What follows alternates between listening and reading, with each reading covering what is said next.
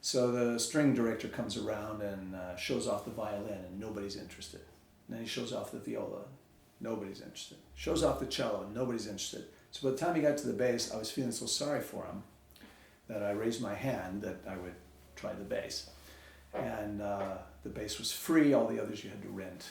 And then the other thing he said was you have to have a big hand and, you know, this type of thing to be a bass player. So I was tall and all these things. So perfect storm, all came together.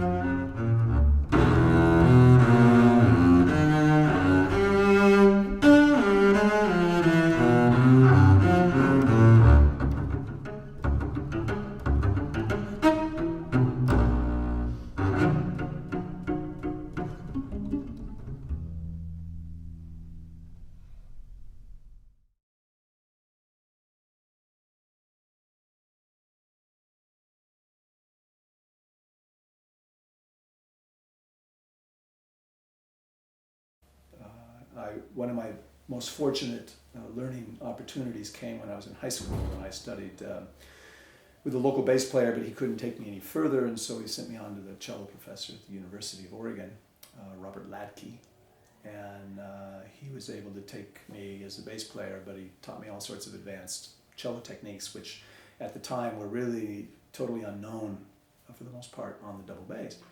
And so I was doing things that I wasn't supposed to do that made bass playing a lot easier, and he just fed me all sorts of cello repertoire and things that extended me way beyond what normal bass repertoire would do.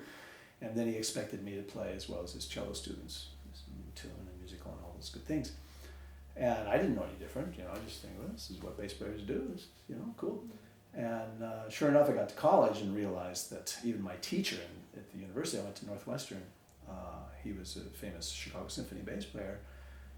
Warren Benfield was his name, and very famous teacher of orchestral players and everything. But he basically told me what I was doing was, you know, a waste of time, and that I needed to stick to the lower positions and play that, you know, just to prepare orchestral.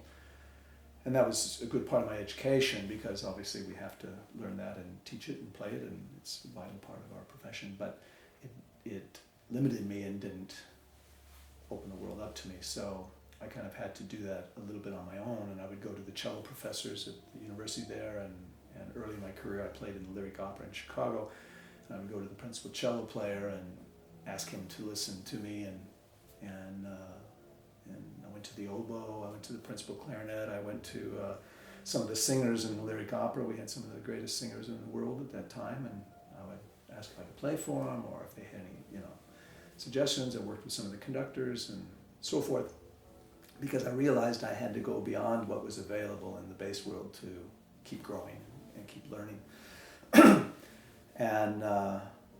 And back then, you know, this was 36 years ago when I started teaching right after college, and then all bass players were orchestra players, and very few played solos. And Gary Carr was very instrumental in changing that by performing with orchestras all over the world, recitals and so forth, and provided opportunity for kind of this next generation.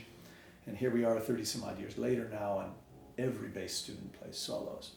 And they all have to play recitals, and they're required to play Bach even in the orchestra auditions, which Bach on the bass is a major challenge. It's totally different than it is on the cello. They don't even ask for Bach in cello auditions in the orchestra, or for solo competitions, rarely Bach, but for bass it's become a standard. And what that has done is it's helped kind of push this whole next level of exploring the instrument in a way that standard repertoire for the bass simply doesn't. Finger patterns and you know, technique that then helps us develop even beyond what might be expected of bass players, which then opens up a whole new repertoire for us, which then expects us to develop a technique to play this new repertoire, which pushes us to a new level, which then, so the one feeds the other, which feeds the other, and we haven't hit our limit yet at all. And I think that's one of the reasons I continue to be really excited about what I do after 49 years is it's always something more. A student came in the studio just the other day with a new piece, Mozart Violin Sonata, that he was so excited because it works great on the bass and it's Mozart, and we don't have Mozart.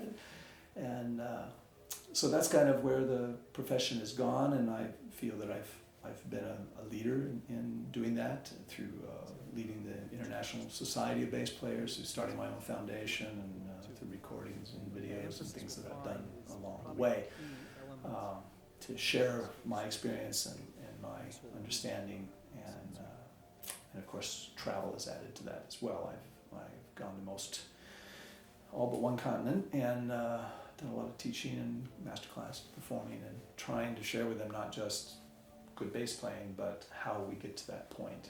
And if you teach the teachers, then you can reach a very large portion of society, and that's what I've strived to do.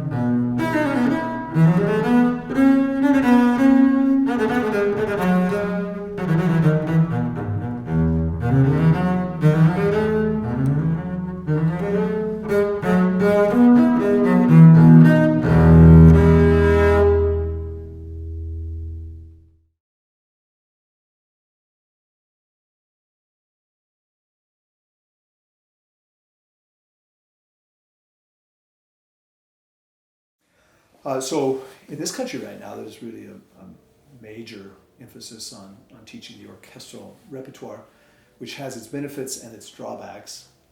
I tend to focus more like my violin and viola and cello colleagues, where we're teaching the instrument, learning how to practice, learning how to play, learning how to make music, and learning repertoire, and pushing ourselves beyond what we can already do. Excerpts require something different from that. It's more of a refinement of a certain a box. You have to be as good as possible within this box.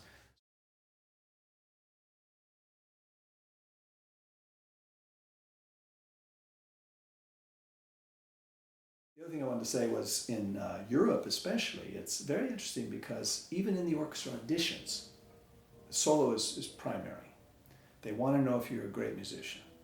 And then once they've figured out who are the top musicians, then they say, okay, who can really handle the orchestral excerpts? America's the total opposite of that. They really almost don't care about the solo.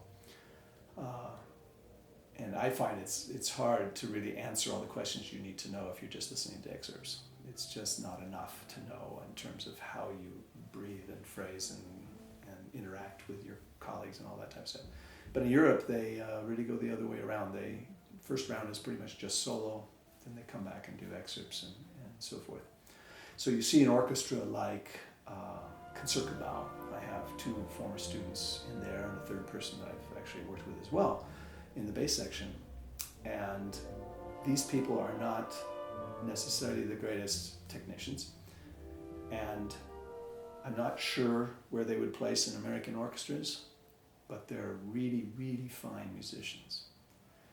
And top orchestra in the world, that's their choice. And I think that's really wise. I would, anyway, there's just different approaches.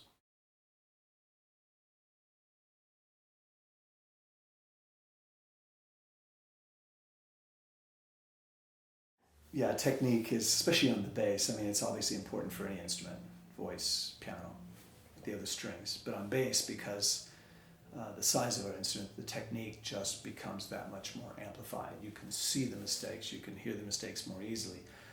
There's a lot more room to miss between one note and the next, and obviously getting there from one note to the next is hard. So in my teaching, I'm constantly pushing the expansion of the technique as well as refinement, but those are sometimes two different issues. But if you can expand yourself from here and then your limit is here, well, we never play at our limit. We always play, 80%, 70%. But if our limit is here and we can do 80 or 90% of it, it's way beyond what we could do before. So we have to find ways to expand ourselves. And 100 years ago, they weren't able to do this. They weren't thinking this way. They were trying to develop the instrument so they could play what was in the orchestra, except for a few exceptions like Bottesini, the famous virtuoso, and the whole Czech school of bass playing is really the foundation of this more advanced study to come. But you have to push yourself way beyond that to gain control of the instrument. Once you have control of the instrument and can do things with your bow as opposed to just one generic sound or one generic vibrato, then you can really start to make music.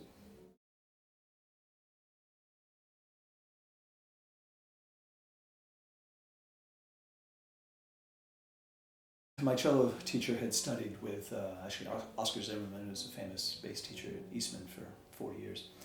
So he had some bass technique, but basically the left hand finger patterns and that type of thing is exactly the same. The use of the thumb, which he taught me to extreme levels up there. Normally in thumb position for us on the bass or the cello, we play at the octave, and that's kind of our generic area.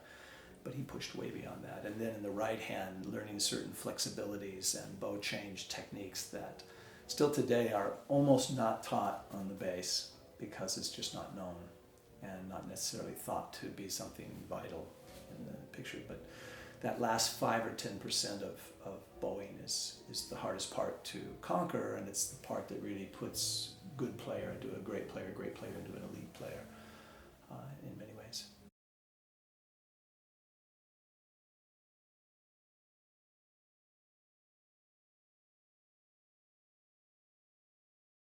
Sure, French and German bow are, some people have real stigmas about them. In Germany, you have to play German bow to get a job. And in France, you have to play French bow. And in some other countries, it's all one bow. More in the eastern countries of Europe, it's mainly German bow, and more in the West, it's more French bow. United States is pretty much 50-50, and I teach both. I can play both. There are certain things on the German bow I don't do as well because I haven't studied it and practiced it as much, but I'm a French bow player.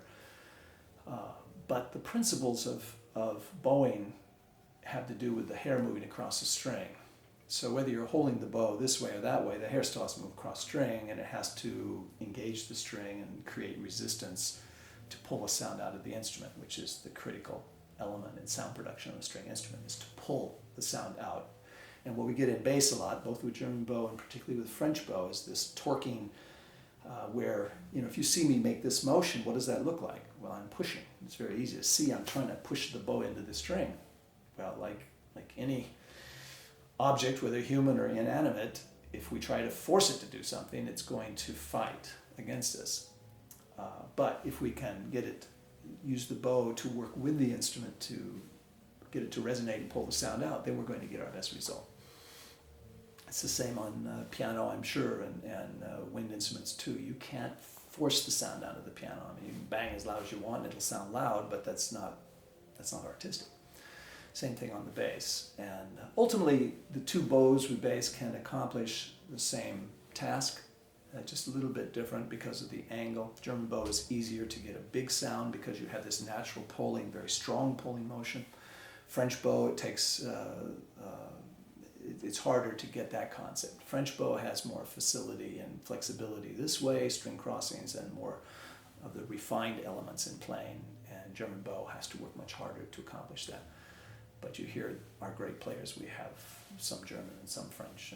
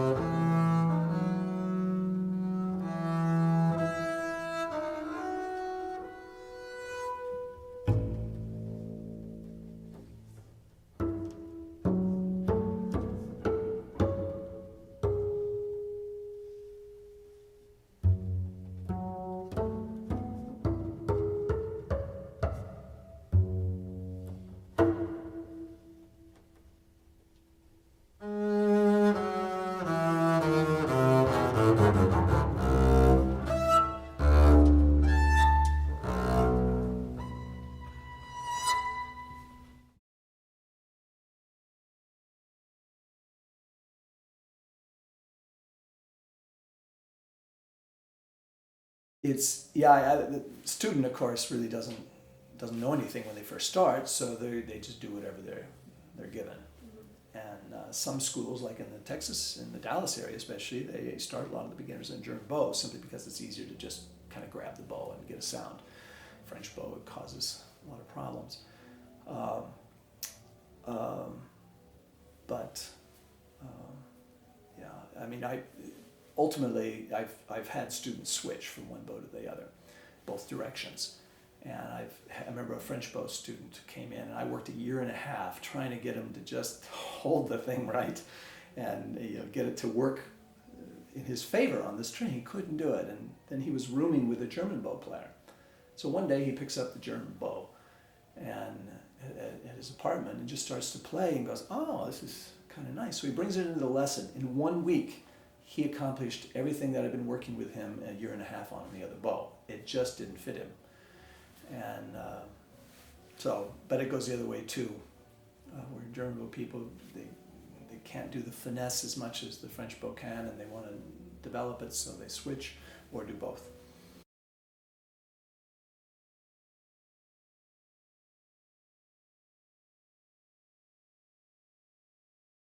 My foundation is really for the advancement of the double bass, but one of our biggest goals, we have a lot of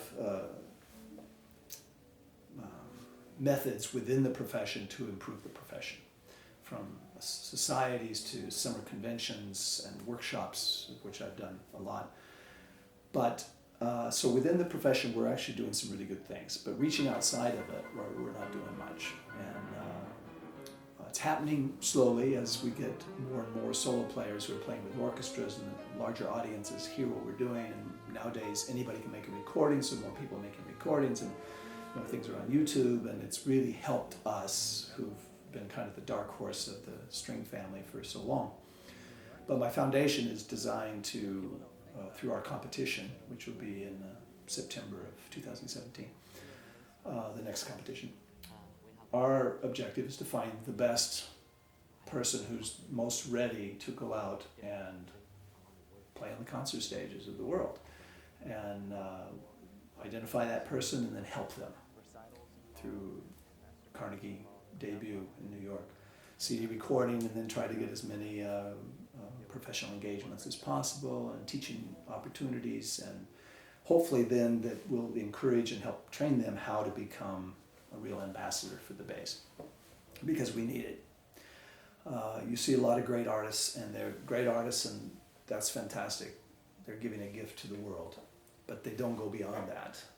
They're not there to help the next generation. They're there to fulfill their own talent, their own careers, and there's a lot of that. But there's also a lot on the other side in other areas, and that's kind of the niche that we're trying to fulfill.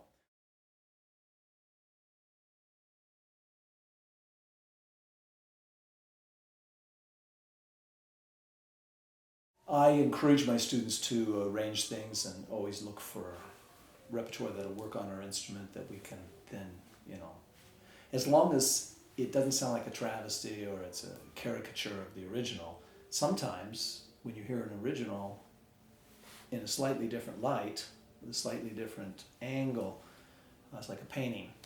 Here's what the artist intended, but maybe if you look at it from this angle, you see something different. So that's what I'm encouraging them to do, is see if they can find things that work on the bass that will challenge them in ways that traditional literature doesn't.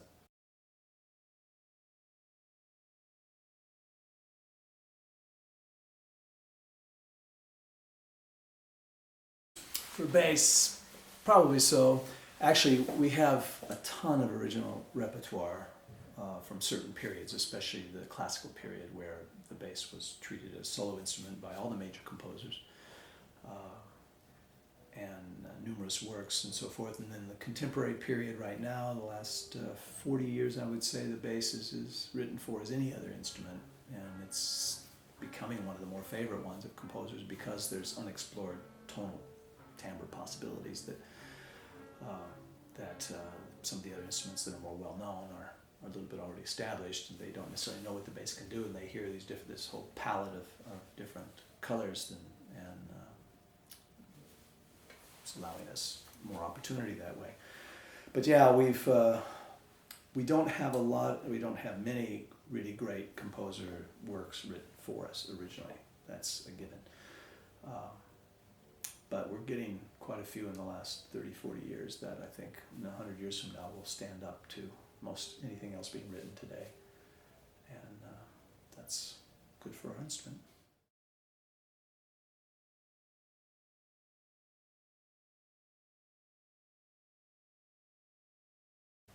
Don't set self-imposed limitations. Don't make self-imposed limitations, and stop making self-imposed limitations.